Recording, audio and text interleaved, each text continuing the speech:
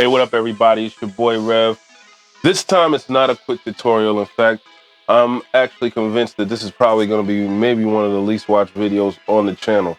But I really wanted to take a moment just to communicate to all my followers. Right now subscribers are at like over 580 people, and I'm really happy about that, especially for, maybe the lack of posting that I've been doing over the past few years. But today I wanted to talk about something in regards to production and being a producer that I think gets overlooked, not within the creative community in general, but definitely as it pertains to beat makers and music producers. And while we're still in 2020 and we're talking about, COVID is still something that's a very real thing. Social distancing is a very real thing.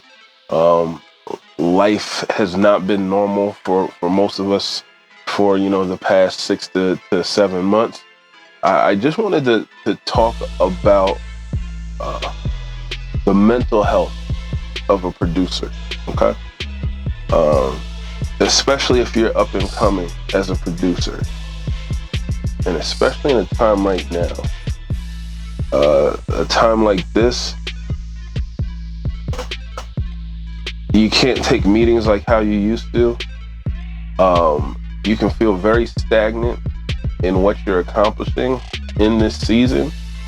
And I just want to let y'all know it's going to be all right. Yeah. Something happened maybe like a month ago. I got my BMI statement. And I really should have shot a video then, because I feel like there's some people that could have used this bit of encouragement. A month ago, I got my BMI statement, and something really, it stood out to me. There's a track on there that was on, either Love and Hip Hop New York or Love and Hip Hop Atlanta. And you guys, probably if you've been following me, I have some placements on these TV shows, these reality TV shows, and just background music. But what stood out to me was this track was one that I was just tossing away, right? And in fact, it was maybe one of the first tracks that I made when I first got Maschine. And ended up submitting. It got no play. In fact, I sent it, let's say it got sent to the music library back in 2015 or 2016. So this is many years ago. Zero play, nobody's, I forgot about the track in all honesty. And here it is on my BMI statement, making me money how many years later. And to me, it was like a throwaway track.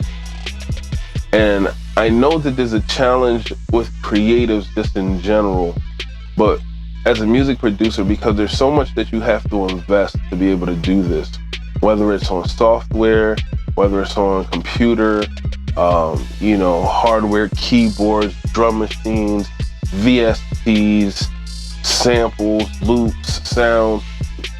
You're investing your money, and sometimes it feels like you're not getting a return. And I just want to let y'all know it's going to be okay. Two things that really hit me hard within the last 2 years. Well, one is that I don't have to change who I am musically, because the music that I make is made for someone. There's someone who likes my music. And maybe your challenge is finding out who it is that likes your music. But you will find those individuals that want your music, that appreciate your music, and that can even encourage you to help shape your music so that it can be more professional if that's something that needs to be done. But don't think that your sound is unwanted. Don't think that your craft is unappreciated. Don't feel like you're wasting your time, because those thoughts can weigh heavy on you. And just like I experienced last year with my BMI statement, the music that you look at today and you put in a throwaway pile, years later can be making you money. Years later, somebody else is like, yo, this is cool, or I like this. You know, like, and take it from somebody who I think in my mind, I had quit music so many different times in my mind just because, you know, different doors that I walked through and then found out, oh my gosh, like I'm thinking I made it, people celebrating that I made it, and guess what? You know, on the other side of that door is a whole bunch more doors, right? And then even walking away from that and then spending how many years kind of doing music independently and really never reaching the height that I felt like I should have reached, right? Some of you guys, you know, I talked to some guys, and even when producing a year or you know, maybe started within the last year or the last 2 years, and you feel like, oh man, I wasted my time with this. Like, no, keep at it. Keep shaping your craft. Keep getting better. You know, at the end of every video, I say crescendo. You know what I mean? It's just like increasing intensity. Keep getting bigger. Keep getting better. Keep getting better. That's to encourage you. Like, don't stop. You know, it's easy to stop. Because especially in the music biz, you can get downtrodden. Especially you see people who maybe started after you and maybe getting further along than you have. Like, don't worry about what anybody else is doing. All right? Don't worry about anybody else's bag. Don't worry about anybody else's process. Focus on you. Focus on being the best producer you can be, and then learn the business aspects that you need to learn. Learn the marketing aspects. Learn your niche. Learn what you're good at. All right? And then there's certain things that you'll have to outsource. But don't focus on how somebody else is doing and make the comparison. All right? Don't compete with anybody else.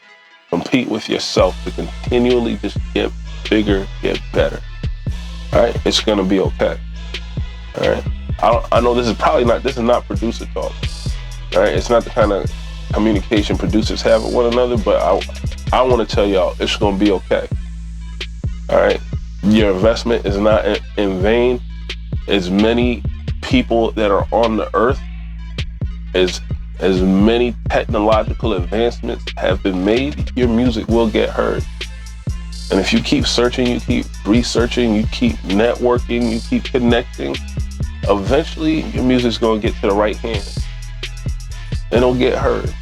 And the goals you want to accomplish, they can be accomplished. Just keep at it. Don't let yourself get down. Don't let yourself get depressed. Don't let yourself fall into the habits of utilizing other vices. Let music be the vice, you know? Let music be the addiction. And the rest will solve itself. All right? Well, I said track.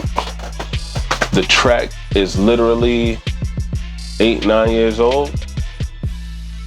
Maybe about that, you know, 8-9 years old, the track. Sent it 4 or 5 years ago. A month ago was the first time I saw a penny from it. It's nothing close to one of my better tracks. So trust me, there's a space for your sound, there's a space for your music. Just keep at it. All right? All y'all, crescendo. Stay up.